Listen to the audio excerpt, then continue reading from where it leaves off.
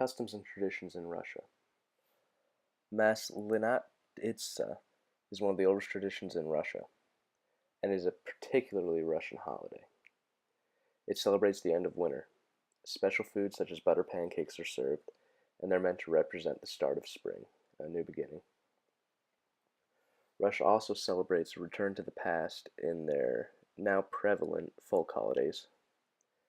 During the communist regime, these were harshly suppressed, but now people celebrate with carnivals in the streets, wearing traditional Russian clothing. Another tradition is the continuity of the foods that is apparent in Russia. The same traditional foods that were consumed hundreds of years ago are still consumed today. Now on to customs. The consumption of vodka is a customary practice in Russia, and it's considered rude to refuse a host to drink with them. However, it is considered extremely rude to become intoxicated while drinking vodka. New religious customs have also reemerged in the wake of the communist government. The communist government endorsed no faith, often seeing it as detrimental to their goals as a country. And now many people have returned to Orthodox Catholicism and other faiths. Arts and entertainment. Chess is a unique form of entertainment in Russia, mostly due to its popularity and prestige when in comparison to other nations. Children with potential to do well in chess are selected at a young age and sent to schools to hone their skills. If they show promise, the state will support them while they play professionally later on in life. Hockey is another major pastime within Russia that a majority of the population follows. There is a long history of excellence in this sport throughout the world by Russian teams, and especially in the Olympic Games. This is a culture inspired by hockey and one that profoundly enjoys the sport. Like many Western countries, Russia also enjoys soccer, and jogging is another popular activity. The middle class also now indulges in more Western activities such as going to the movies. There are several fine arts museums in Russia, such as the Pushkin Fine Arts Museum and the Tretyakov Gallery, which features some Western arts as well as Russian pieces. A majority of Russia doesn't practice any religion due to influences under Soviet control. However, 1/6 of the country does practice Russian Orthodoxy, making it the most popular religion in Russia. Even though it boasts the biggest religious following, the majority of the people are still identify as atheists. Russian Orthodoxy is a branch off of the Eastern Orthodoxy that Vladimir originally brought back home to Russia from the Byzantine Empire. They believe in the Holy Trinity, the belief that God can be multiple persons while remaining the same divine entity, and celebrate normal Christian holidays such as Easter and Christmas, although Christmas is celebrated on a different date. The church also celebrates the creation of icons, which are pictorial depictions of religious scenes. Language in Russia. The most common language is Russian, but many citizens have taken time to learn English as a second language. What follows this is an example of the Russian dialogue. Добрый день.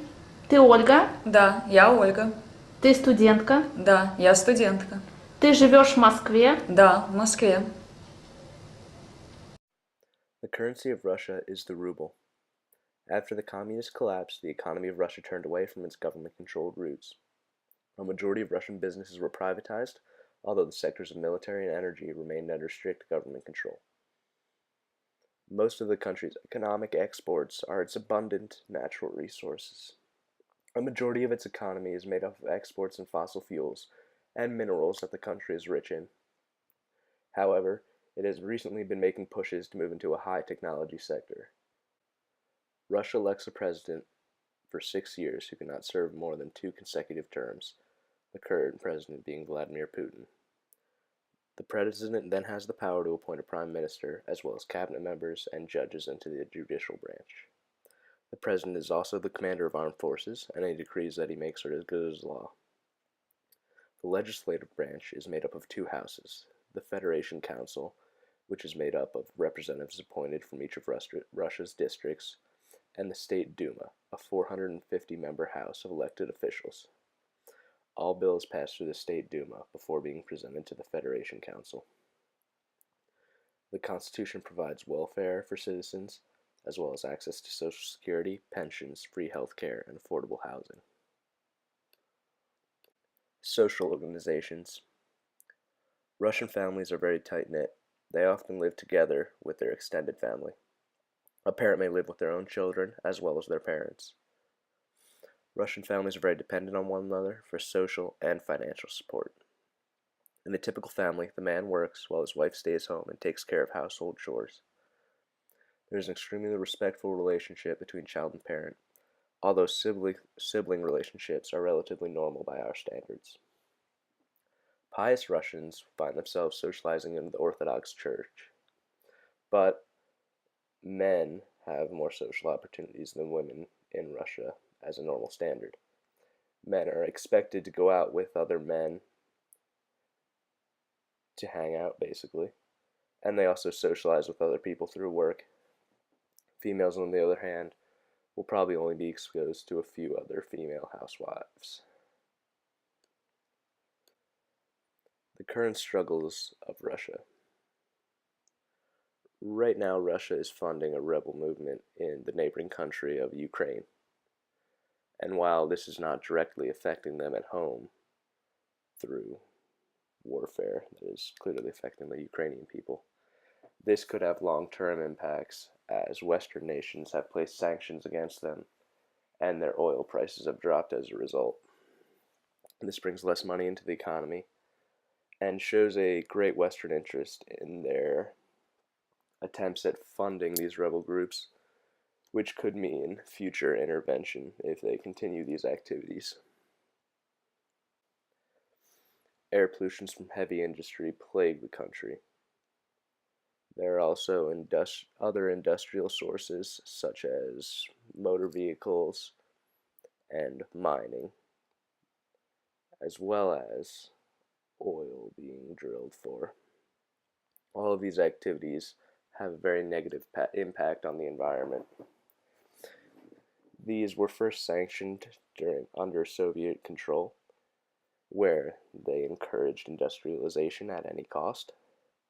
But now, the cost being the environment, it continues to deteriorate as the country's economy still revolves around its natural resources and the extraction of them.